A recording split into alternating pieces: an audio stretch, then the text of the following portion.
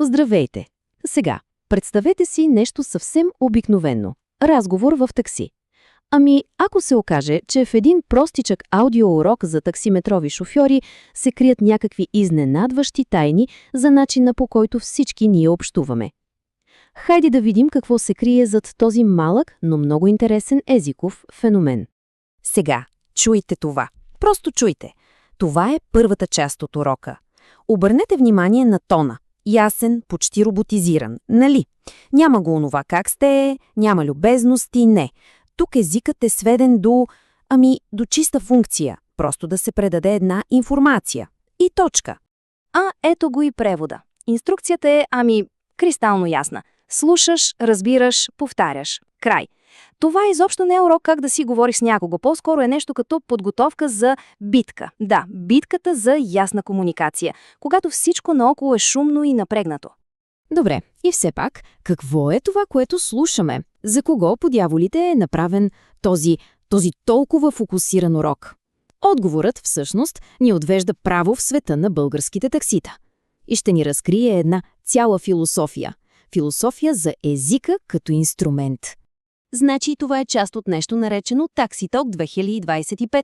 И да, това е точно каквото изглежда. Специализиран курс по английски за нашите таксиметрови шофьори. Само че тук класната стая е колата, а всекидневният изпит е просто успешно завършено пътуване с турист. Целта не е да изкараш шестица. Целта е да няма объркване и клиента да е доволен. И ето тук е ключът от бараката. Изобщо не е идеята шофьорът да си говори за времето, нали? Не. Целта е една единствена, но критична транзакция – да съобщи цената. Ясно, точно, без грам място за съмнение.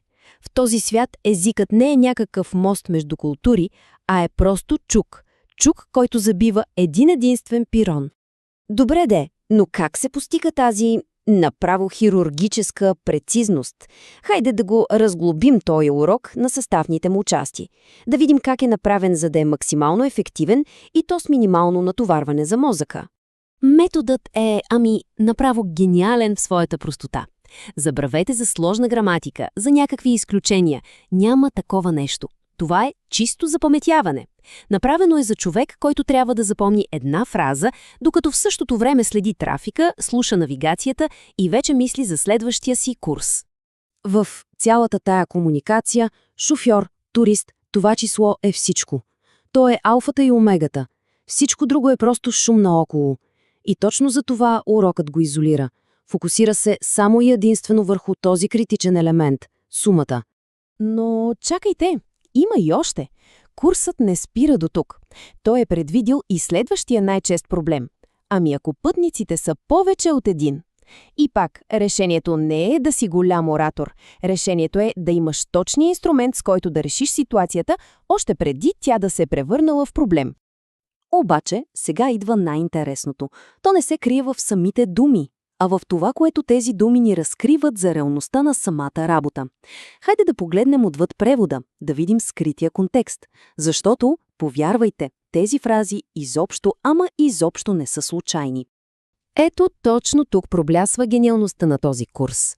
Тази фраза не просто дава информация. Не, нейната цел е чисто психологическа. Да спре конфликта, още преди да е почнал. Тя директно говори на онзи тих, малък, но абсолютно универсален страх на всеки турист. Сега дали няма да ме прецакат с цената? Картината вече е съвсем ясна, нали?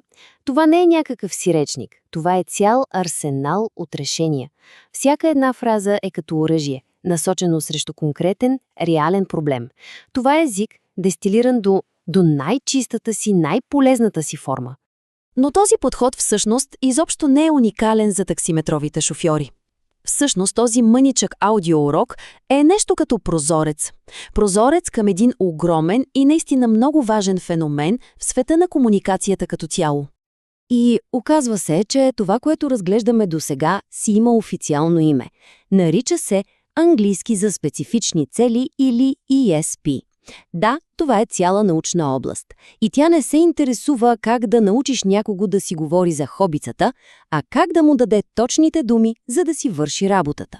Без значение дали си лекар, пилот или таксиметров шофьор.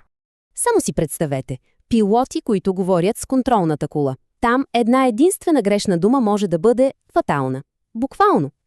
Или пък лекари от различни държави, които трябва да обсъдят диагноза.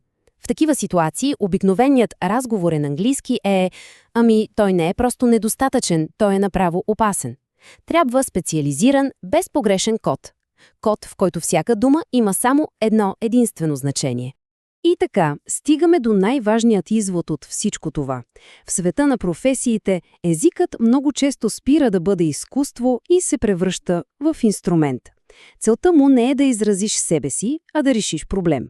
И точно както един чук си има своята конкретна функция, така и фразата «Общо е 25 евро» има своята. И всичко това, разбира се, ни води до един последен, малко провокативен въпрос, който всеки може да си зададе.